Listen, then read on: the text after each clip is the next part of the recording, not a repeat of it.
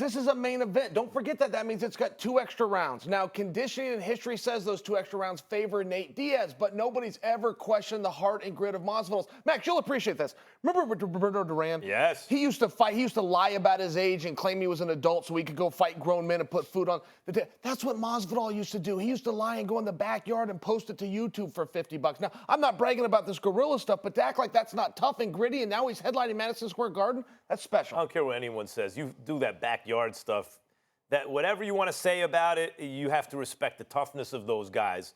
What is it about the UFC, Chael, now that, like it used to be, the strikers couldn't rise to this level because it was so much about the grappling and the ground and pound pit fighting and all that stuff. But now it seems like some of the biggest stars are strikers. Is that because they're avoiding the grapplers, or is there something in the UFC now that's lending itself to strikers rising to this level? So, Max, I think it's just the sport of mixed martial arts. It used to be you were mixing martial arts, the karate versus the judo, something along these lines. It's now a sport. These guys that are doing it didn't go through the collegiate ranks like I did and then start to learn how to use their hands and feet. They started at 9 and 10 years old. Their fathers were bringing them to mixed martial arts gym. It's anybody's ball game now. I love the point that the strikers are doing well. First of all, I'll be there tomorrow night. Secondly, and more importantly, Masvidal, I love this guy because of what he said on First Take a couple of days ago that he was here. He talked about what people want to see. He talked about the striking. Because let me tell you something right now. As much as you can appreciate mixed martial arts, when you go to watch a fight in the octagon and 2 guys are grappling and wrestling and stuff like that, even though I know that's one of your specialties, that is not, when people are seeing that, the mainstream, when I talk about the avid followers, the mainstream folks want to see that striking. They want to see somebody get knocked out. They want to see punches thrown more so than they want to see anything else.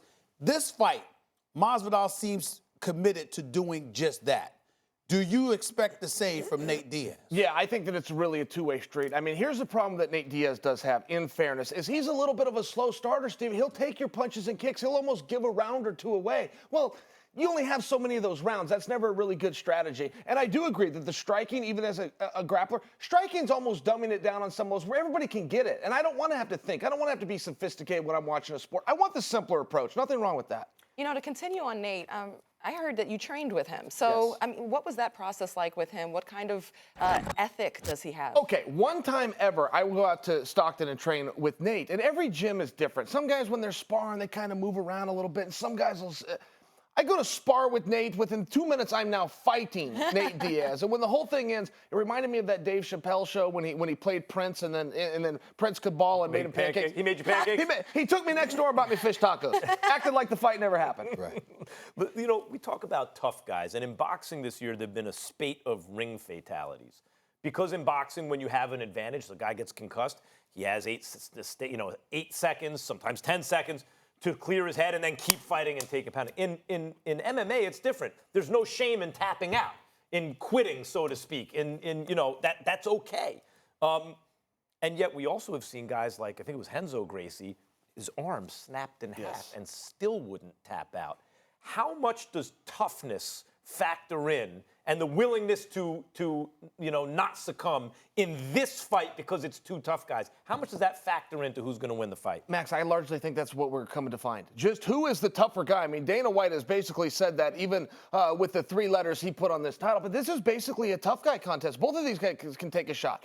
Who can give more longer than the opponent? I think that's what this is about. Who can? Okay, history says that it's Masvidal, and the reason history says that is Nate Diaz has been out for 3 years. He's fought 1 time in 3 years. Now he's about to fight 2 times within 3 months. History favors Masvidal, but it would also say that Nate Diaz should have beat Pettis all 15 minutes. I'm looking at Masvidal right now, and I asked him a question the other day about Conor McGregor. And I keep asking him that because Conor McGregor has announced that he's going to come out of retirement. We know he's the biggest box office draw in UFC history. Masvidal keeps bringing up Dana White and said, Dana White, you know, he said, I don't want to do the man any harm. That's what he wanted to say. I don't want to do any man any harm. He doesn't want any of this sincere damage would happen to him. What do you see Conor McGregor doing? And do you ultimately see Conor McGregor going up against the winner of this fight Saturday night? I know he has already fought Nate Diaz twice. Steven, you can say anything you want about Conor McGregor, and there's plenty of haters out there. You cannot call that man a coward. If it's just simply insincere. And I didn't do that. No, I know that you're not. I just figuratively. Figuratively. No, Conor, if you're listening. It wasn't me. But the reason I offer that is this is out of his weight class. This is 170 pounds. Conor fights as high as 155 pounds. Conor McGregor will take this fight if Dana White calls him and offers him that. I will tell you, either guy. He will fight either guy if Dana wants him to. Can I ask you real quick?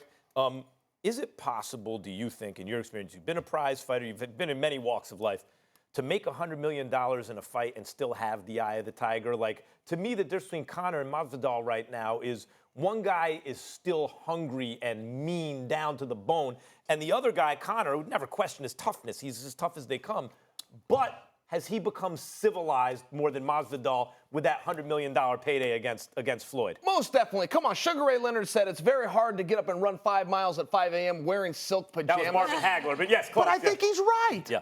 That makes sense to me. I tend to, when I was fighting, there's part of me I had to fight. I wanted to keep the lights on. I had to go out there and get in the ring. I couldn't imagine choosing to do that if you didn't have to. Floyd Mayweather has proved that a rich man can fight, but few others have. Thanks for watching ESPN on YouTube. For more sports highlights and analysis, be sure to download the ESPN app. And for live streaming sports and premium content, subscribe to ESPN+.